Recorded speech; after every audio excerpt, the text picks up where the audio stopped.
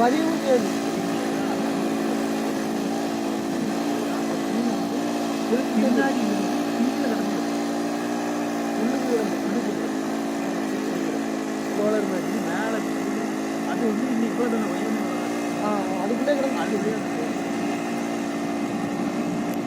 2 மாசம் வெயில்ல ஓட்டலாம். அந்த மிஷினை 2 மாசம் வெயில்ல ஓட்டலாம், பயிர் உடையாது.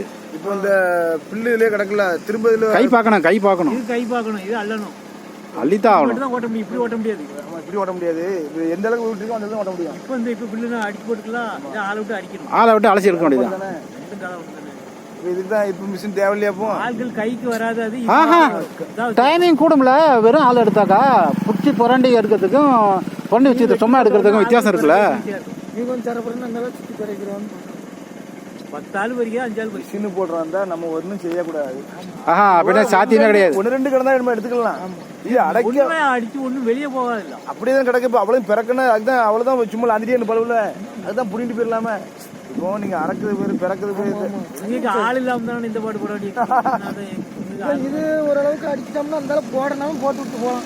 இல்லையா, நீங்க களையை எடுக்காம கூட விட்டு இப்படி கூட விட்டு போயிடலாம். முளைச்சிரும்ல. இல்ல முளைக்காது. அதெல்லாம் அடிபட்டு புள்ள கீழே இறங்க. புள்ள அடிபட்டுருக்கோம்.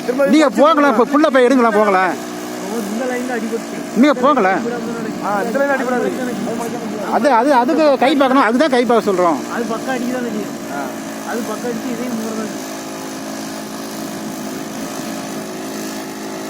தலைக்குள்ளே அடிச்சு கொடுத்துடலாமா? களைக்கொல்லி அடிச்சாக்கா பூமி வந்து போய் கடைசியாக மகசூல் பாதிக்கப்பட்டோம். 10 முறை களைக்கொல்லி போட்டீங்கன்னா 11ஆம் முறை அப்புறம் ஜீரோ ஆகிடும். புல்ல முளைக்காது, நெல்ல முளைக்காது.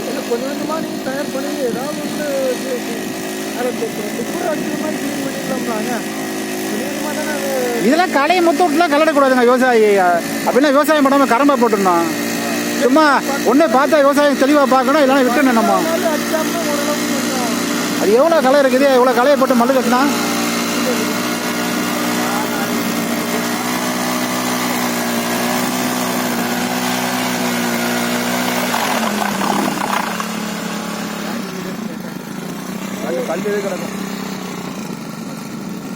இல்ல கல்லு கல்லு கீழே கல்லு கிடக்குது.